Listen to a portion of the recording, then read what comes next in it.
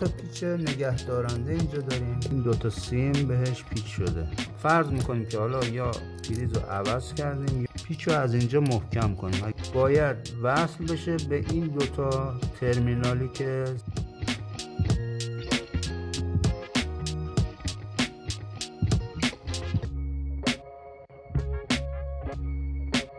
دوستان عزیز، از کانال فیکس هامیار در خدمت شما هستم با آموزش باز کردن پریز تلفن.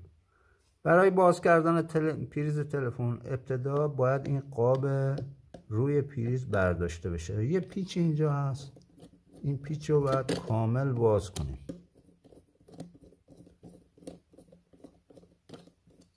کامل باز میشه، بعد قاب رو به این شکل از جای خودش خارج میکنیم. بعد از اون دو تا پیچ نگه دارنده اینجا داریم، این دوتا رو هم باید باز کنیم تا یک کمی باید شل کنیم. کمی شل کنیم پریز از جای خودش خارج میشه. بعد که این کار انجام شد، ما اینجا میبینید که دو تا پیچ روی این ترمینال داریم که این دو تا سیم بهش پیچ شده. اینو کمی شل میکنیم، این سیما خارج میشن.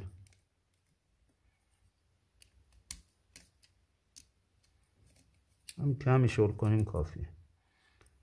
خب حالا ما در پشت این پریز میبینیم که 4 تا سیم هست، 2 تا سیم سبز و قرمز و 2 تا سیم مشکی و زرد. اون چیزی که در این آموزش خیلی مهمه اینه که بدونیم سیم تلفن ما باید وصل بشه به این دوتا ترمینالی که سبز و سیمای سبز و قرمز بهش وصل شده. حالا فرض میکنیم که حالا یا پریز رو عوض کردیم یا میخوایم مجدد اونو ببندیم. باید این سیما رو مجدد وصل کنیم به ترمینال های سبز و قرمز و پیچ رو از اینجا محکم کنیم. اگر دیده میشه توی تصویر این دوتا پیچ رو باید محکم کنیم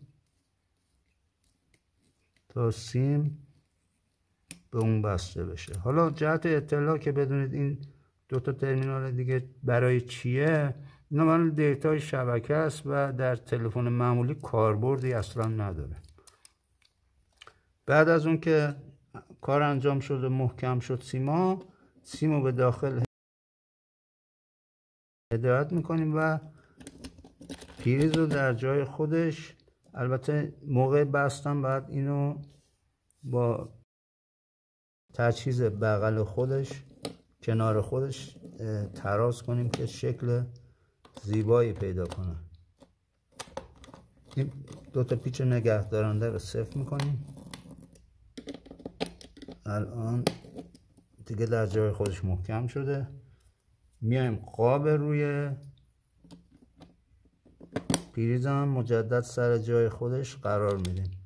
دوستان عزیز، اگر این آموزش برای شما مفید بود با لایک و سابسکرایب کانال فیکس هامیار از ما حمایت کنید. ما آموزش های خیلی عالی در دست تهیه داریم که برای نگهداری منزل شما خیلی به درد بخور هست. ممنونم. خدا حافظ شما.